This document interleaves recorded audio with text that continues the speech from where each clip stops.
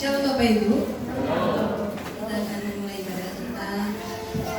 Selamat datang dan selamat beribadah kepada kita semua. Biarlah pagi hari ini kita mendapatkan sukacita lawatan Tuhan yang senantiasa hidup dalam diri kita.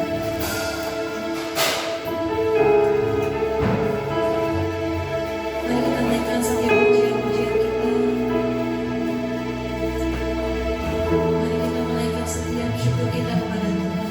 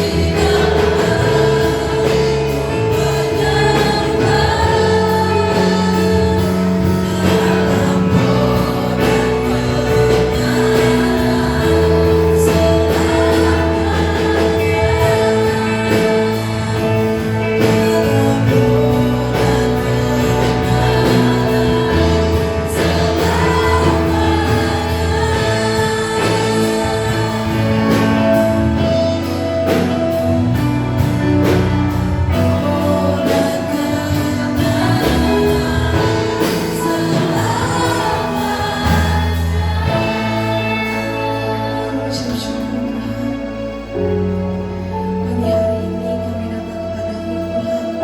Kami ingin menaikkan setiap pujian-pujian kami Bapa. Dan biarlah setiap sukacita dan sejahtera yang Tuhan berikan pada pagi hari ini bisa hidup dalam hidup kami Bapa.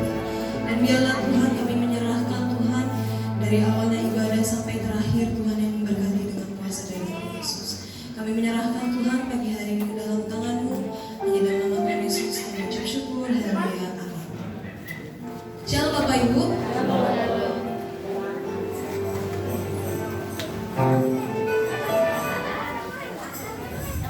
Saya percaya hari ini Roh Kudus hinggap dalam hidup kita.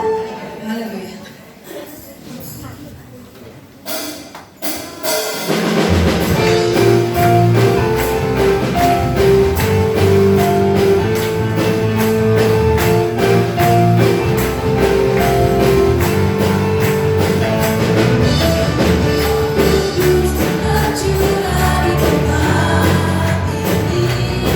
Urapan Tuhan ajaib,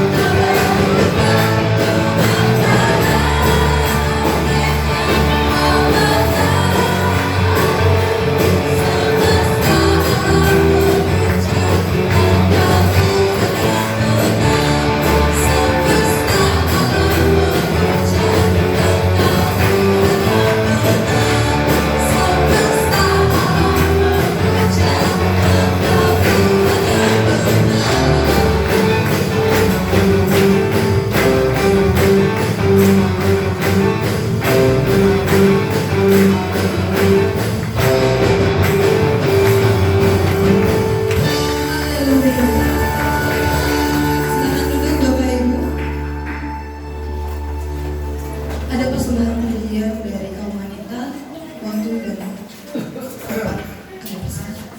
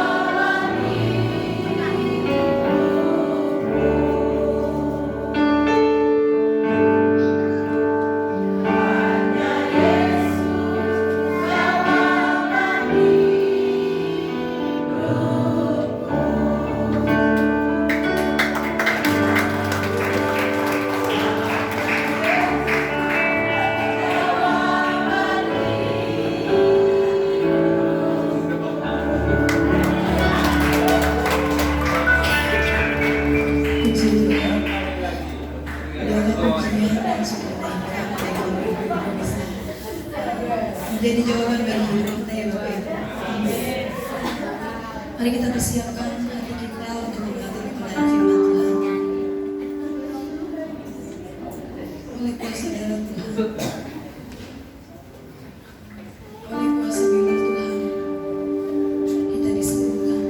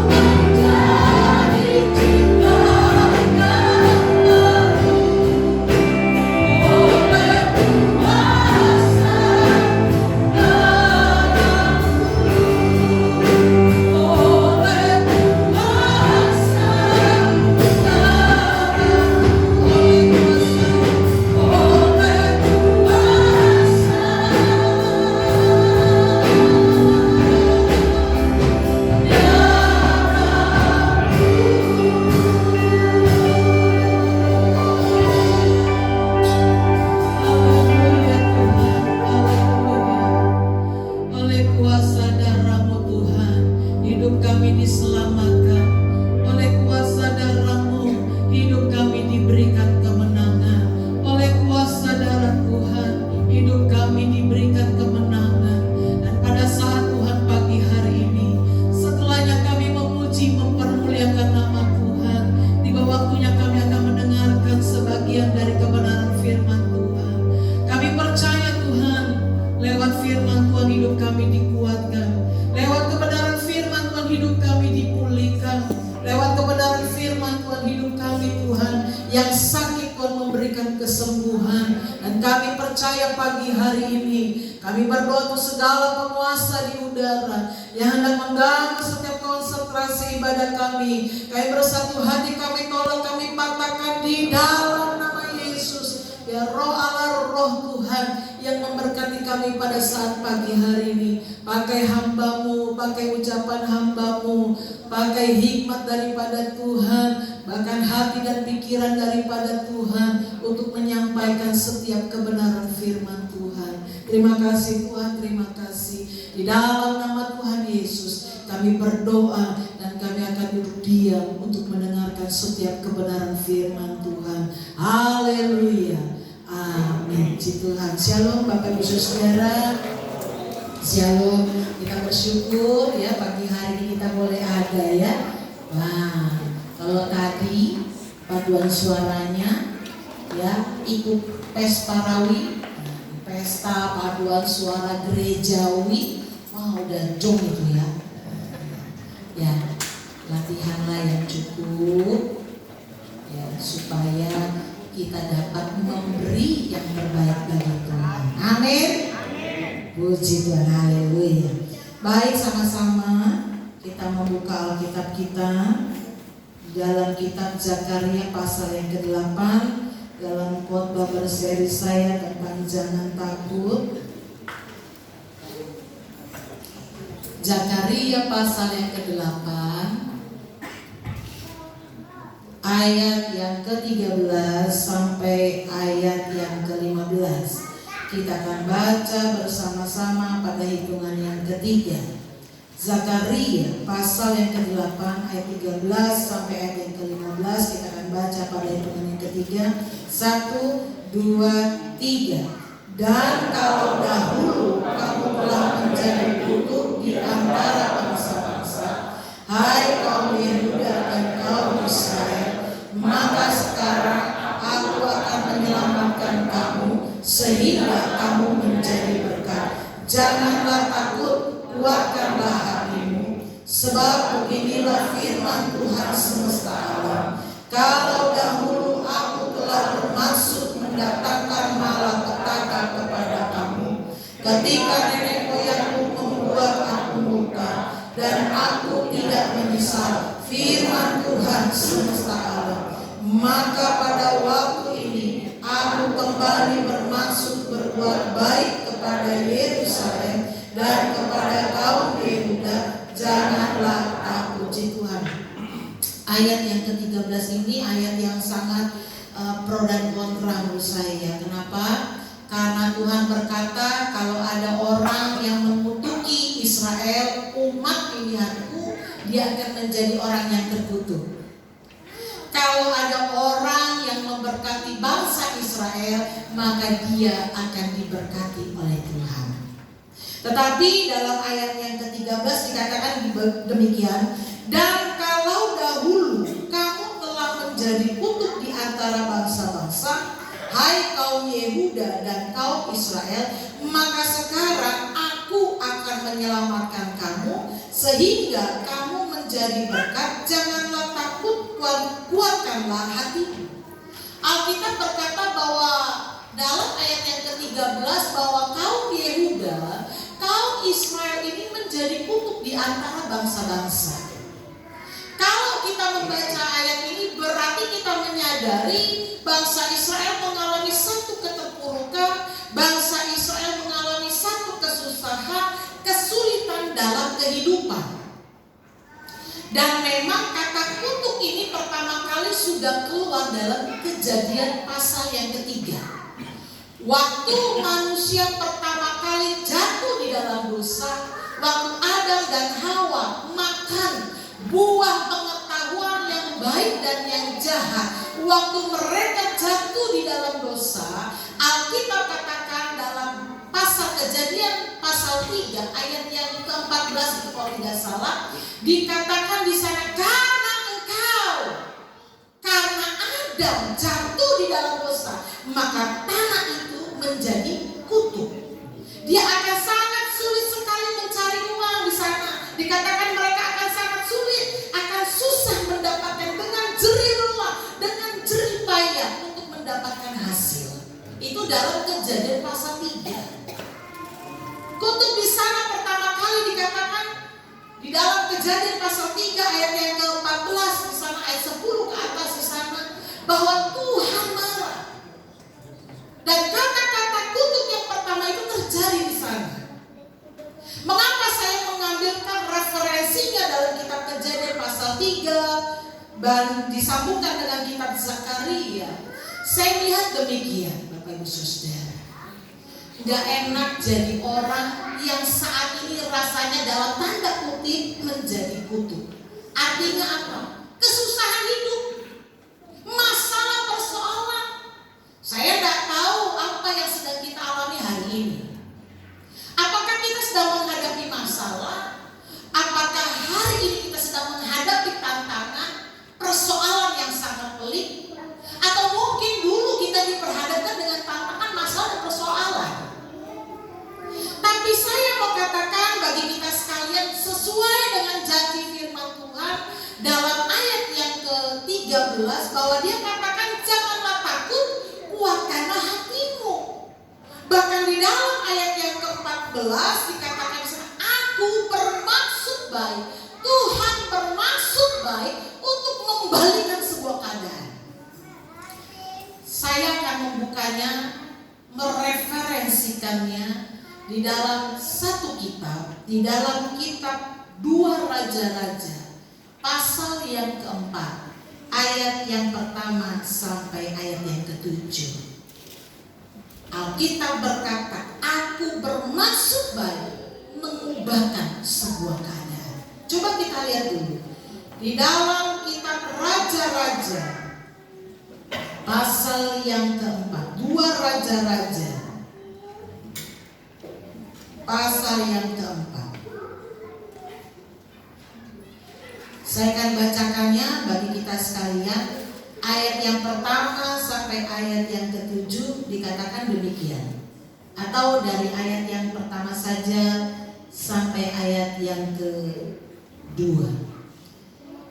Ayat yang pertama, salah seorang dari istri-istri para nabi mengadukan hal yang kepada Elisa sambil berseru, hambamu suamiku sudah mati, dan engkau ini tahu bahwa hambamu itu takut akan Tuhan.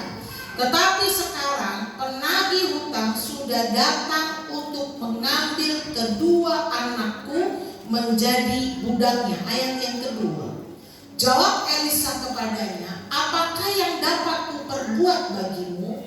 Beritahukanlah kepadaku apa-apa yang kau punya di rumah. Berkatalah perempuan itu, hambamu ini tidak punya sesuatu apapun di rumah kecuali sebuah buli-buli berisi minyak.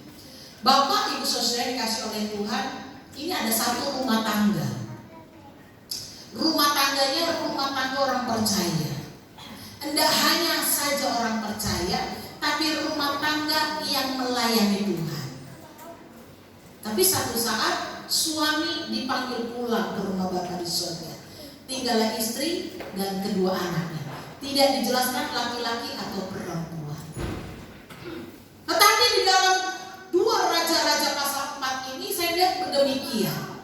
Dia katakan kepada Nabi Elisa, dia berkata, hambamu ini, suaminya ini adalah orang yang takut akan Tuhan. Tetapi hari ini ada seorang penagih hutang yang akan mengambil anakku untuk dijadikan budak. Untuk dijadikan budak. Saya tak mengerti bagaimana kehidupan wanita ibu janda ini. Apakah dia meminjam dan dia mengadakan satu usaha dan usahanya gagal.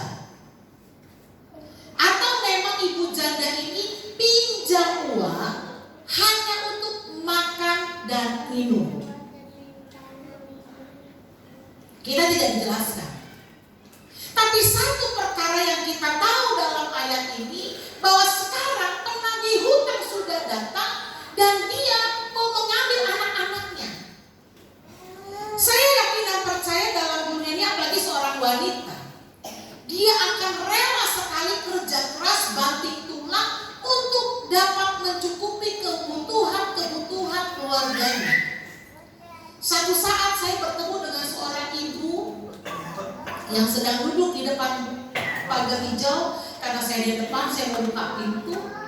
Ibu ini sedang duduk dan dia naik sepeda. Sepedanya itu banyak kopi-kopi, ada termos air. Setelah saya mau buka pintu, saya panggil, ibu. Iya, bilang. Sedang apa? Sedang nunggu mau jualan di sini. Saya buka pintu, saya masuk, saya balik lagi. Ibu jualan apa? Jualan ini, jualan ini. Ya, saya beli. Saya beli kopinya 1 renceng. Saya beli yang coklat 1 renceng, lalu saya beli gorengannya.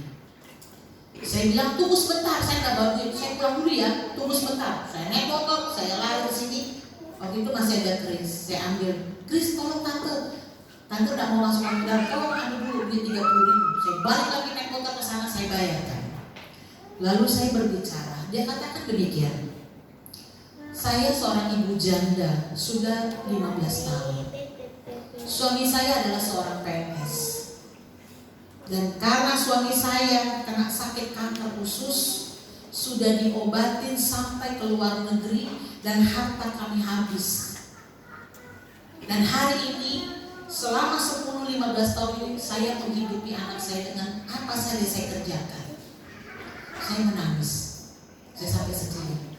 Lalu dia katakan, ibu tinggal di mana? Saya bilang, saya sudah gereja. Lalu dia, ibu pendeta. Iya, tolong bantu saya dalam doa. Iya. Artinya dalam hidup ini, kalau ada seorang ibu yang sudah datang itu mengatakan, ada sekarang penagih hutang akan mengambil anakku, mana mungkin ibu ini rela? Dia pasti akan berjuang. Sekalipun saya tidak tahu waktu dia pinjam itu untuk apa. Apakah untuk usaha yang akhirnya gagal? Apakah hanya yang dia pinjam untuk makan dan minum tanpa mengadakan satu usaha? Orang yang tidak punya sampai, jujur saja, orang yang mungkin sampai idenya sudah buntu, dia tetap akan bela anaknya. Seperti sebuah nyanyian yang diciptakan oleh Titiek Puspa. Ini hidup wanita si kupu-kupu malam. Artinya satu orang itu akan berusaha semaksimal mungkin bagaimana supaya anaknya, supaya keluarganya dapat terus berjalan, berjuang. Tapi ada satu hal yang saya mau katakan dalam hidup kita. Kalau Anda hanya berjuang seorang diri, kalau Anda berjuang tanpa melibatkan Tuhan, maka hasilnya tidak akan pernah maksimal. Wanita ini sudah berusaha untuk menghidupi dirinya dan anaknya sampai dia pinjam uang. Tapi akhirnya dari usahanya itu tidak mendapatkan hasil apa-apa, tetapi anaknya mau diambil untuk dijadikan budak. Tapi dalam ayat yang kedua, ayat yang pertama, ayat yang kedua, dia datang kepada Nabi Elisa. Waktu dia datang kepada Nabi Elisa, Elisa katakan apa? Apa yang kau punya? Tidak ada. Tidak punya apa-apa. Tapi dia cuma hanya bisa bilang, aku hanya punya sebuah buli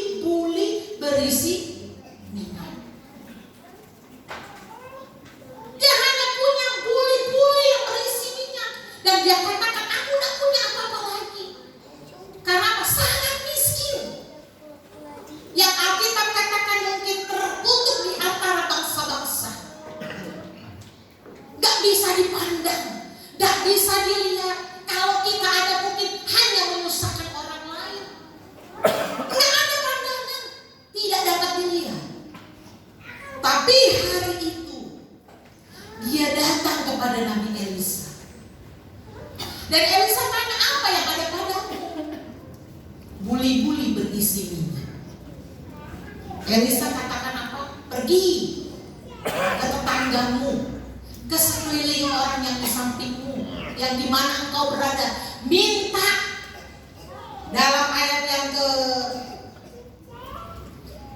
lalu berkatalah Elisa, pergilah, mintalah bejana-bejana dari luar, daripada segala tetanggamu, bejana-bejana besar, tetapi jangan terlalu sedikit. Saya melihat begini Bapak Ibu Saudara, kalau kita mencari Tuhan, usaha kita sudah kerjakan, usaha sudah kita perbuat, tapi kalau tanpa melibatkan Tuhan, maka hasilnya tidak akan pernah maksimal. Tapi waktu kita melibatkan Tuhan, meminta menolong hidup kita, saya yakin dan percaya ada satu perbuatan ajaib yang Tuhan akan kerjakan. Sehingga dalam kitab Zakaria, aku akan memutarbalikkan keadaan, aku akan berbuat baik kepadamu. Tuhan akan menolong, Tuhan akan memberikan satu perbuatan yang ajaib untuk menolong saya dan kita semua. Sehingga Alkitab katakan apa dalam kitab 2 Raja-Raja, dia katakan masuk dalam pintumu, lalu tuanglah minyak itu. Waktu dituang dari minyak yang sedikit ini dituang sampai penuh. Alkitab katakan apa? Jual. Firman Allah berkata apa? Setelah dijual bukan hanya untuk bayar hutang, tapi dapat juga mencukupi setiap kehidupannya, kebutuhan yang dia perlukan. Usaha boleh Bapak Ibu Saudara. Kita butuh orang-orang yang ada di sekeliling kita. Tapi ingat, kalau tidak melibatkan Tuhan, tidak ada Tuhan di dalamnya, maka segala sesuatu akan menjadi sia-sia. Tapi waktu kita libatkan Tuhan, waktu kita minta kepada Tuhan, saya melihat ada satu pertolongan Tuhan yang ajaib dan luar biasa. Ada pertolongan Tuhan, ada perbuatan tangan Tuhan yang ajaib, yang kita nggak tahu bagaimana Tuhan itu bekerja. Apakah wanita ini akan berpikir bahwa waktu meminta bejana, waktu diisi, waduh bagaimana ya? Apakah ini bisa terus diisi? Berpikir mungkin secara manusia, tapi kita terus lakukan. Dari minyak yang ada itu, yang hanya dia punya sedikit, dia tuang, dan itu semua menjadi penuh. Bapak Ibu Saudara, mudah sekali bagi Tuhan untuk membalikkan sebuah keadaan. Mudah. Saat ini sedang apa yang kita hadapi? Persoalan kah, tantangan kehidupan kah? Tuhan mudah. Waktu engkau sakit, Tuhan sanggup sembuhkan. Waktu engkau lemah, Tuhan sanggup berikan kekuatan. Waktu engkau sedih, Tuhan sanggup memberikan satu penghiburan dalam hidupmu. Tuhan dengan mudah untuk membalikkan sebuah keadaan. Dan yang harus kita lakukan, saya dan Bapak Ibu Saudara lakukan, Alkitab katakan Tuhan itu mudah kerjakan. Tapi dalam ayat yang ke-16, 19, ayat 19, kita lihat dulu Zakaria, yang Tuhan mau untuk kita perbuat. Dalam Zakaria pasal 8 ayat yang ke-19, begini firman Tuhan. Beginilah firman Tuhan semesta alam. Waktu puasa dalam bulan yang keempat, dalam bulan yang kelima, dalam bulan yang ketujuh, dan dalam bulan yang ke-10 akan menjadi kegirangan dan sukacita, dan menjadi waktu-waktu merayakan perayaan yang menggembirakan bagi kaum Yehuda. Kata-kata selanjutnya, maka cintailah kebenaran dan damai. Tuhan akan mudah untuk membalikan sebuah keadaan. Tapi Tuhan tuntut saya, tuntut kita semua, untuk yang pertama mencintai kebenaran. Kalau kita bertanya, mencintai kebenaran itu seperti apa? Dalam kitab Mazmur pasal yang pertama, ayat yang pertama sampai yang ketiga dikatakan apa? Janganlah berjalan menurut nasihat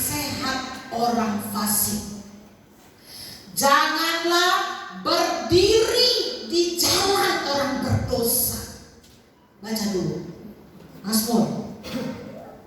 Nih Bapak Ibu Saudara rupanya hafal ayatnya. Ayo baca dulu ya. Saya akan bacakan. Mazmur pasal yang pertama, ayat yang pertama.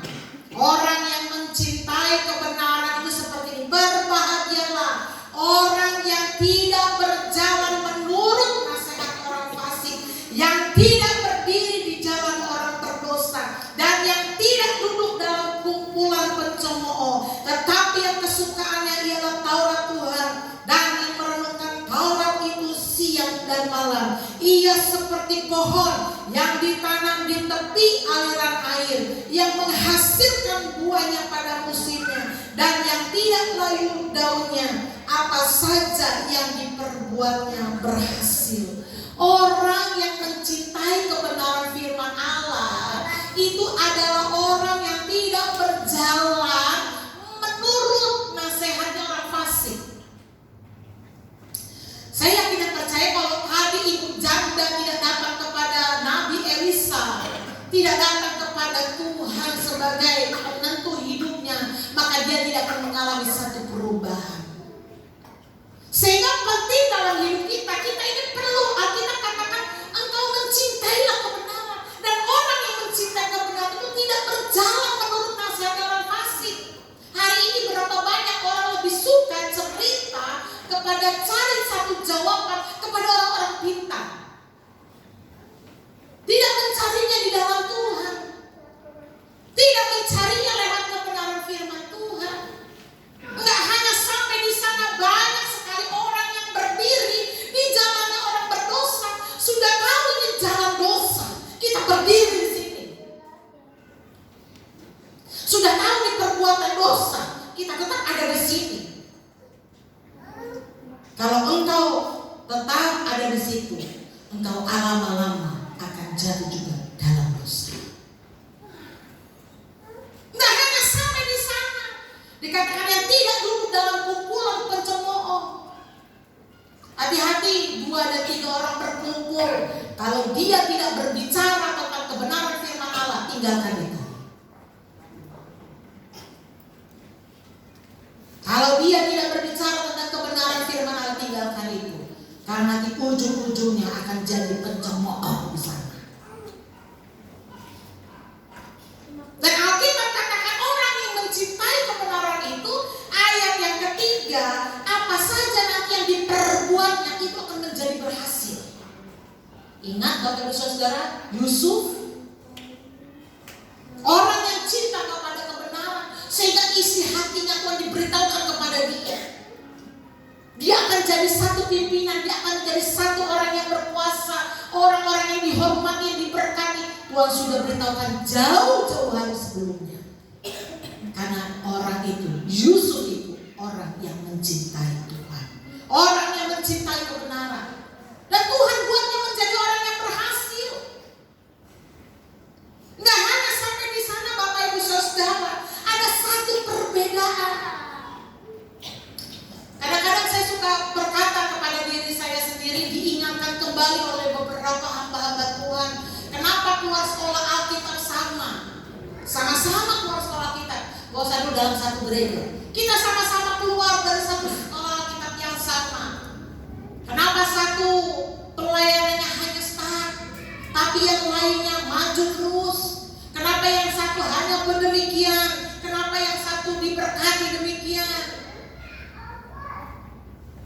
Saya selalu bilang dan saya selalu katakan kepada anak-anak saya, kalau kamu serius bagi Tuhan, melayani Tuhan dengan serius, Tuhan juga akan bela perkara. Kalau kita sungguh-sungguh di dalam Tuhan mengerjakan bagi Tuhan, Tuhan akan membalaskannya. Saya selalu tahu itu dalam hati saya dan pikiran saya. Sehingga dari zaman dulu Bapak Ibu Saudara, saya selalu cerita itu kalau pergi dulu mau ke gerejanya jauh di tengah-tengah itu lapangan, sudah malam lagi, saya harus lari. Karena itu lapangan gelap, gereja ada di ujung dan turun mobil mau ke ujung itu jauh, melewati lapangan yang besar. Tapi saya serius.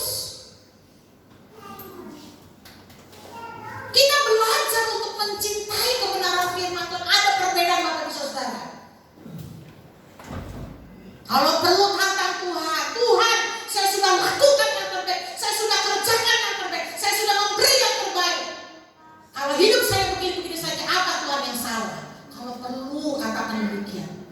Saya selalu berkata demikian. Tuhan, saya sudah berusaha, saya sudah begini. Kalau emang ada yang salah, Tuhan tolong tunjukkan. Tapi saya yakin dan percaya ada satu perbedaan bagi orang yang sungguh-sungguh memberi yang terbaik bagi Tuhan, hidup mencintai kebenaran firman Tuhan, pasti ada sebuah perbedaan. Tuhan akan buat berhasil. Dan sampai di sana anak cucunya, kitab Mazmur katakan, tidak pernah melihat anak cucunya meminta roti. Dan saya selalu katakan kepada anak saya, tidak boleh meminta kepada manusia, minta kepada Tuhan. Dan saya mempraktekannya sendiri. Saya minta kepada Tuhan, Tuhan tolong saya. Beban yang saya punya, yang saya rindukan, Tuhan tolong saya. Tidak mau minta kepada manusia, karena saya takut kecewa. Tapi saya hanya minta kepada Tuhan, Tuhan yang tidak pernah mengecewakan hidup saya. Kita perlu belajar hal itu, Bapak Ibu Saudara.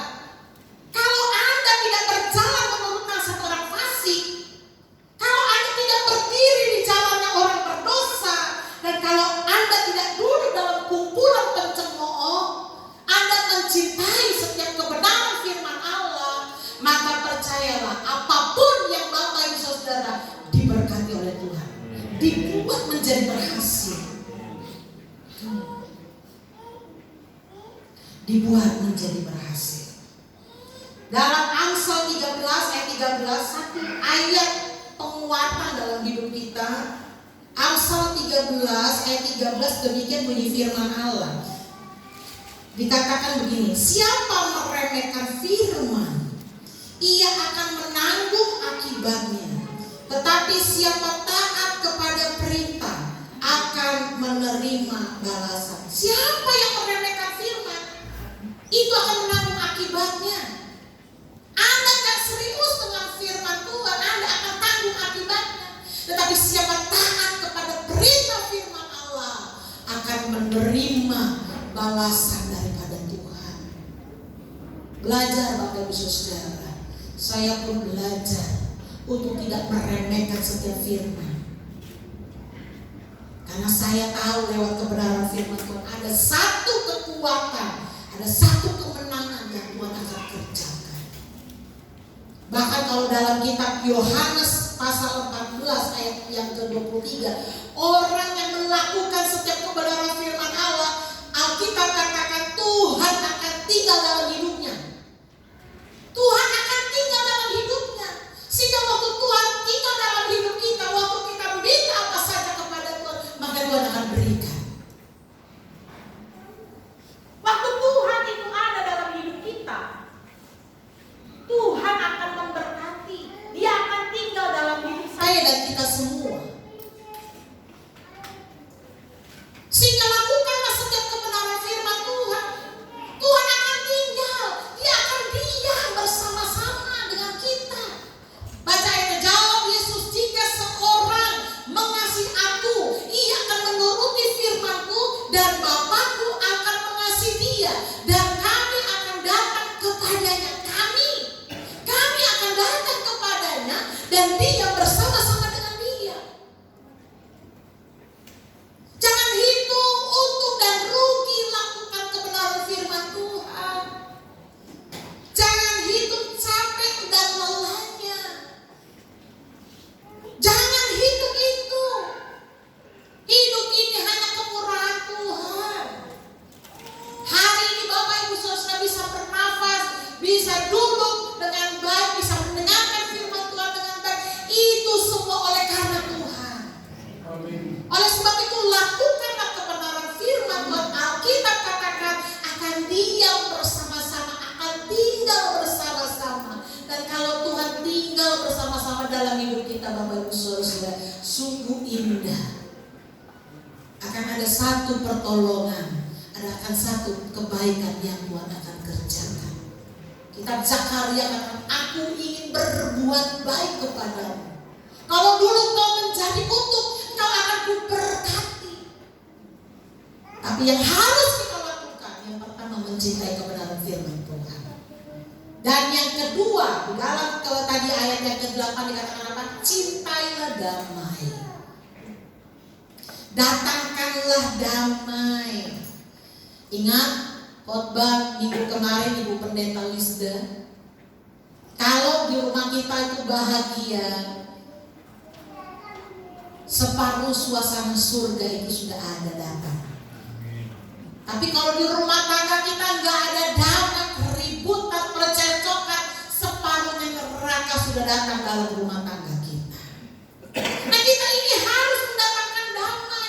Damai ini tidak datang dengan sendirinya, pucuk-pucuk datang damai, tidak, Bapak Ibu Saudara. Kita harus usahakan damai itu. Kalau dalam kitab Injil pasal 5 ayat yang ke-9, orang yang hidup damai itu disebut dengan anak-anak Allah. Dia akan disebut dengan anak-anak Allah. Kalau kita dengan sesama tidak baik, Tuhan tidak akan senang. Tuhan mau kita dengan sesama itu harus baik. Suami istri, orang tua dengan anak-anak, kakak dan adik, dengan sesama kita harus hidup damai. Sehingga rugi sekali kalau dalam ibadah kita nggak hadir oleh karena kita kesal, kita kecewa, kita nggak dapat hidup damai dengan sesama. Lalu kita katakan dalam hati, aku tidak mau ke gereja. Aduh, sangat-sangat itu tidak baik. Kenapa? Karena waktu kita beribadah, baik ibadah yang tepuk tangan, yang mungkin tidak tepuk tangan, hanya lipat tangan, tapi dalam pertemuan ibadah, orang-orang percaya itu adalah satu pertemuan ilahi. Bagaimana Tuhan bertemu dengan umatnya. Dan tahukah Bapak Ibu Saudara, waktu kita beribadah kepada Tuhan, Tuhan nyatakan kuasanya. Yang sakit Tuhan sembuhkan, yang lemah Tuhan kuatkan. Jujur saja Bapak Ibu Saudara, sekalipun saya masih muda tapi banyak sekali kelemahan tubuh. Saya pernah punya sakit, saya bersaksi seperti Bu Lili bilang ya, harusnya disaksikan supaya menjadi berkat bagi sesama kita juga, menjadi kekuatan. Saya punya ada benjolan di sini satu. Beberapa tahun yang lalu sakit satu badan saya, separuh ini sakit. Karena saking gak tahannya saya sakit, saya pergi ke dokter. Dokter ini, dokter umum, dokter gigi, karena di sini yang sakit. Lalu terakhir saya disuruh ke rumah sakit Anissa. Terakhir ke dokter bedah. Dicek, saya juga nggak tahu ya, ada benjolan di sini. Waktu dicek sama dokter bedah, dipegang, dicari yang sakit, dipencet. Iya Pak Dokter, sakit, saya baru tahu ada ini benjolan di sini. Saya tanya, Pak Dokter, apakah ini di daerah kelenjar getah bening? Betul. Saya menangis karena saya trauma dengan adik ipar saya. Saya pulang, saya bilang kepada Bapak Gembala, dokter bilang satu-satunya jalan hanya dioperasi. Saya trauma berat karena dulu adik ipar saya selama beberapa bulan itu di rumah karena sakit kanker kelenjar getah bening. Saya bilang saya nak mau operasi. Saya berdoa. Dalam setiap ibadah saya bernyanyi, saya sungguh-sungguh. Sehingga kalau hari ini pun seringkali saya bernyanyi, saya meneteskan air mata, saya bisa mengucap syukur kepada Tuhan. Sembuh Bapak Ibu Saudara, tidak sakit. Saya bilang kalau dia tidak sakit, sudah sembuh. Tidak perlu lagi kontrol. Pertama. Kedua, satu hari saya doa puasa, saya buka makan saya dengan sayur lodeh santan. Setelah itu saya tidur. Setelah buka itu saya tidur, dan waktu saya bangun bagian kanan saya sakit. Beberapa waktu sakit terus. Karena saking sakitnya nggak tahan di sebelah kanan, lalu saya pergi lagi ke dokter karena sudah saking sakitnya saya nggak tahan. Dirujuk lagi ke rumah sakit Anissa. Datang lagi ujung-ujungnya setelah diproses segala macam, ketemulah batu empedu. Saya bilang, Bu dokter, saya minta obat saja. Tidak ada obat, satu-satunya jalan operasi. Saya pulang, saya merenungkan, dan saya berdoa kepada Tuhan. Setiap kali ibadah saya sungguh-sungguh datang kepada Tuhan. Saya angkat tangan saya bernyanyi, saya berglori, saya dengar, saya sungguh-sungguh. Dan karena saya yakin dan percaya waktu ibadah, disitulah kuasa Tuhan bekerja, disitu waktu kita ibadah, disitulah pertemuan Tuhan dengan umatnya. Waktu kita beribadah kepada Allah, saya yakin dan percaya yang sakit disembuhkan, yang lemah dikuatkan. Saya katakan itu kepada diri saya. Sehingga kalau ada Bapak Ibu Saudara hendak ibadah, hanya karena seseorang engkau tidak ibadah, saya mau katakan Anda sungguh tidak menghargai Tuhan dan tidak menghormati Tuhan. Karena waktu engkau ibadah, disitulah pertemuan Tuhan dengan kita. Waktu engkau ibadah dengan sungguh-sungguh, disitulah kuasa Tuhan bekerja. Engkau tidak akan terganggu oleh apapun, oleh kondisi keadaan apapun, tapi engkau sungguh-sungguh datang kepada Tuhan. Dan saya selalu katakan kepada diri saya, ayo layani Tuhan dengan sungguh-sungguh. Kita tidak tahu kapan waktunya Tuhan panggil. Saya selalu katakan, ayo, saya memacu diri saya, layani Tuhan, layani Tuhan. Sehingga beberapa waktu yang lalu saya suka olahraga dengan Bapak Gembala. Setiap ketemu orang, dia cerita sakit, kalau saya begini, mau enggak saya doakan? Mau enggak berdoa? Ditolak? Enggak usah. Sampai 3 kali saya bilang, mau enggak saya berdoa buat Bapak, buat engkau bersehat, biar Tuhan tolong? Enggak.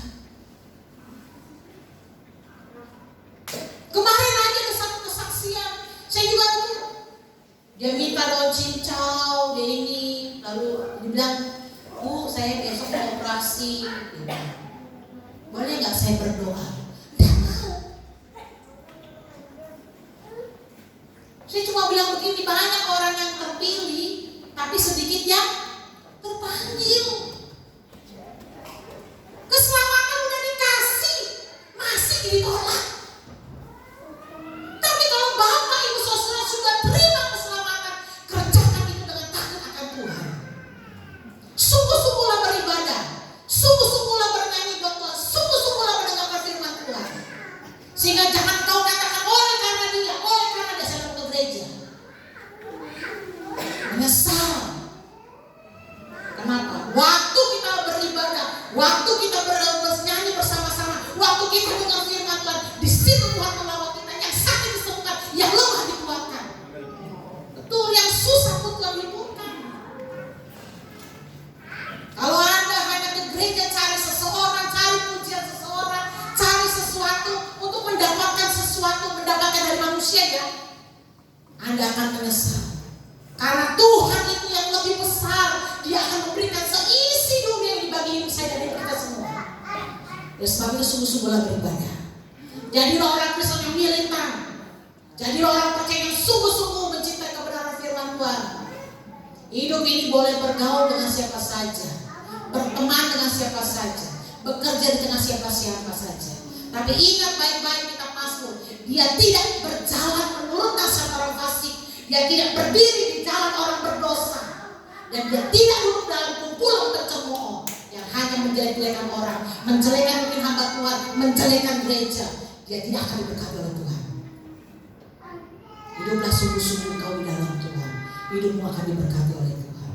Pagi hari ini saya tidak tahu apa menjadi pergumulan Bapak Ibu Saudara. Saya pun punya pergumulan, tapi saya yakin dan percaya Tuhan akan berbuat baik. Dia akan menolong saya, dan dia akan mengembangkan saudara. Allah turut bekerja dalam segala hal. Amin. Haleluya.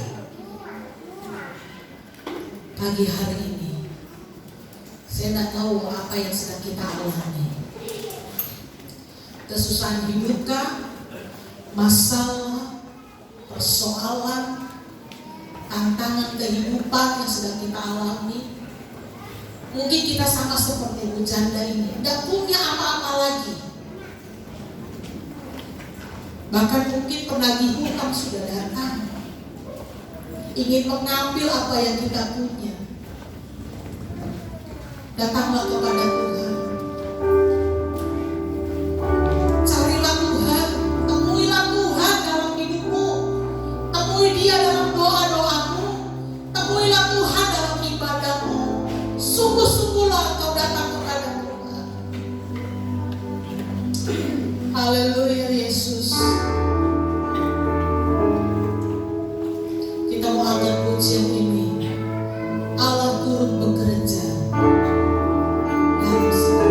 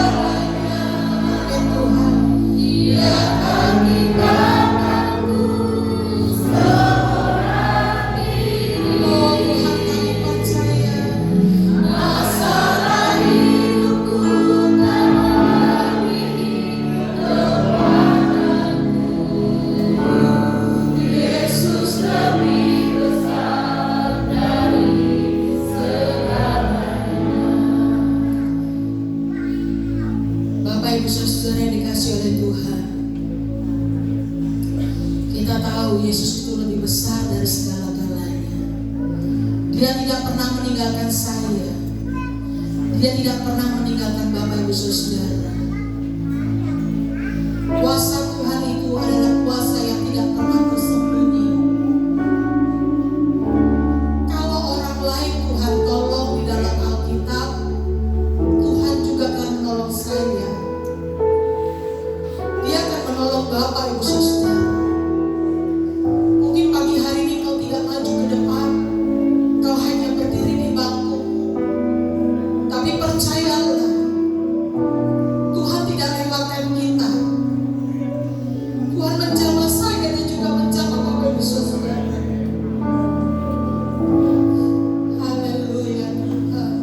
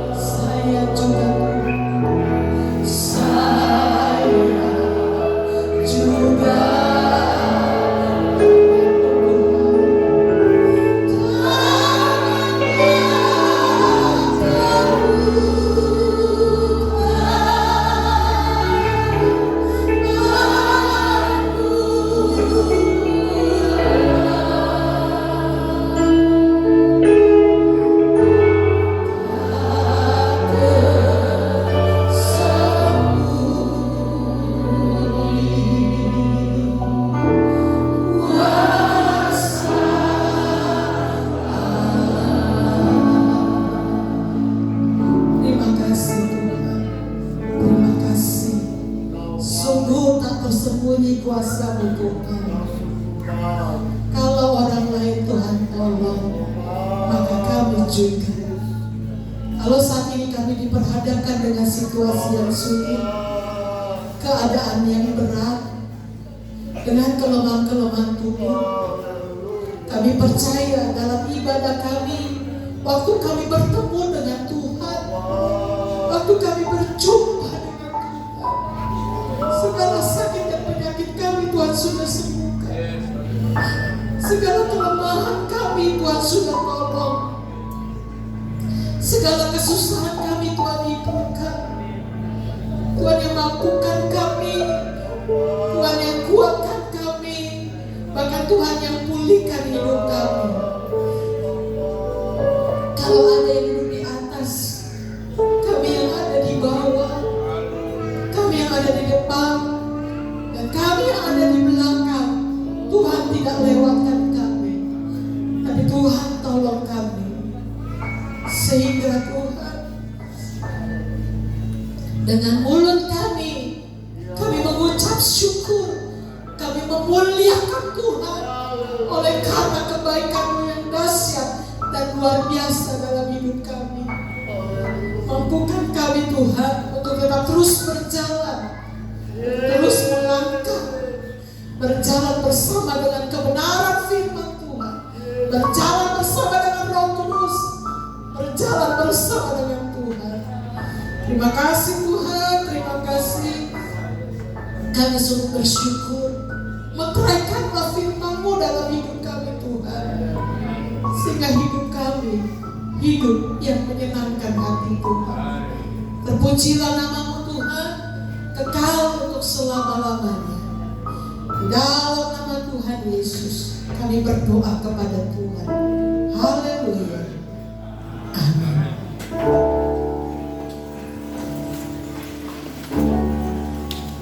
Terima kasih Bapak untuk penyampaian Tuhan.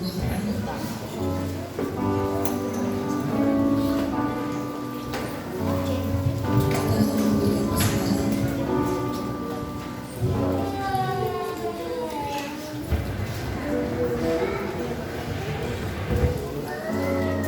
Mari kita bersatu dalam doa. Kami mengucap syukur Tuhan pagi hari ini, sehingga kami akan memberikan persembahan. Tuhan memberkati kami, setiap kami yang memberi maupun yang tidak memberi. Tuhan memberkati dengan kuasa dan rahmat.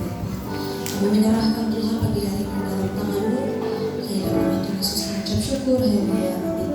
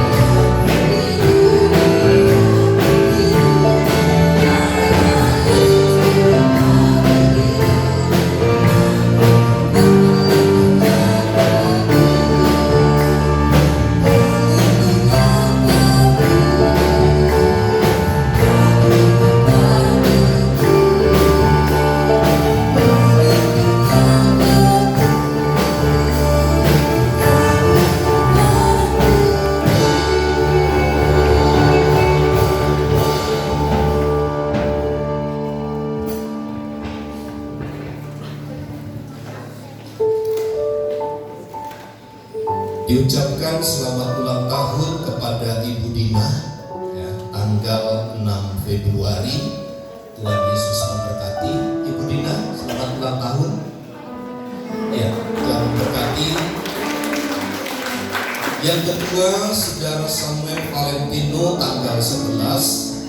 Selamat ulang tahun, Tuhan Yesus memberkati.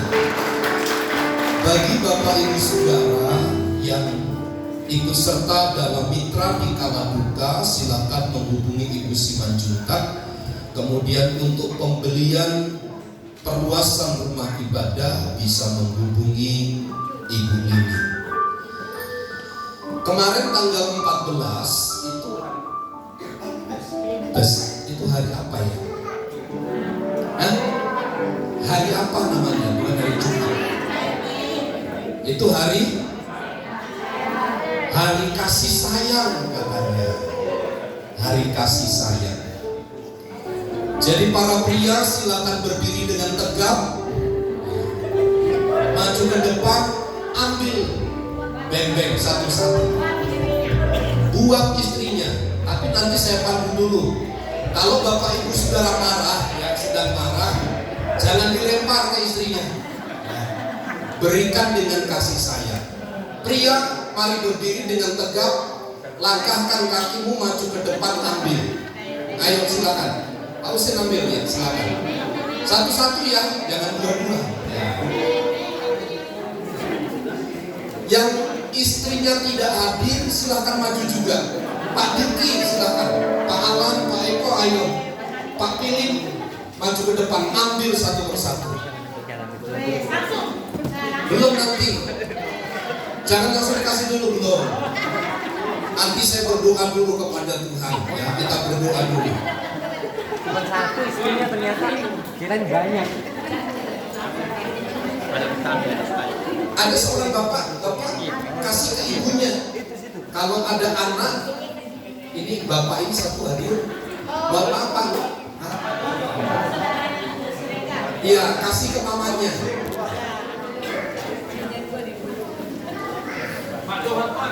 Pak Johan, nanti takutnya salah sasaran ya. Jangan. Jangan dikasih dulu ya. Para pria berdiri dulu. Nah, mari berdiri dulu ya. Mari kita angkat tangan ini, apa namanya, beng-beng ini ya. Kita berdoa terlebih dahulu ya. Mari kita tundukkan kepala dan kita berdoa. Bapa, kami bersyukur untuk pagi menjelang siang ini. Kami akan menyatakan kasih dan cinta kami kepada pasangan kami. Biarlah kiranya kasih kami tetap membara, kasih dan cinta kami tetap menyala di tengah-tengah kesulitan, di tengah-tengah hambatan yang kami alami. Namun kasih Kristus akan tetap menyala di dalam pernikahan kami. Dalam nama Yesus. Amin. Ya, silakan masing-masing diberikan, jangan hanya diam-diam ya. Tunjukkan rasa kasih cintanya kepada pasangan. Silakan.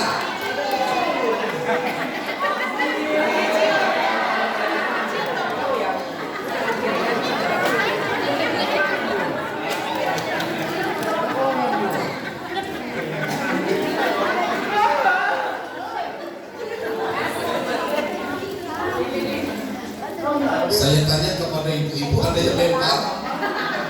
Ibu-ibu ada yang dilempar? Tidak ada ya. Ada kata-kata yang diucapkan tadi? I love you begitu. Masih tanggap? Tadi ngomong apa Pak ke istri Pak? I love you doang.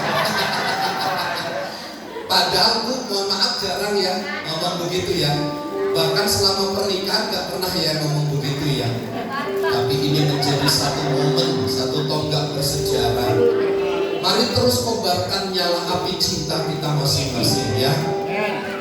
Sebab cinta itu tidak datang otomatis. Cinta itu diusahakan setiap hari ya. Diusahakan setiap hari. Waktu menghadapi konflik, bilang aku cinta kamu ya, aku mengasihi kamu. Amin. Baik, Tuhan memberkati. Saya kira itu beberapa pengumuman yang saya sampaikan Bapak Ibu Saudara. Kiranya kita terus. Oh iya, panitia Natal nanti tolong berhenti tinggal di tempat untuk pembubaran katanya ya. Diumumin saja. Jangan berhenti, nanti tunggu dulu di sini ya. Panitia Natal berhenti sebentar, nanti berapapun yang ada, nanti mohon izin Pak Ketua supaya kita bisa selesaikan dengan ya, kita selesaikan secara jantan lah begitu ya. Baik, Tuhan memberkati.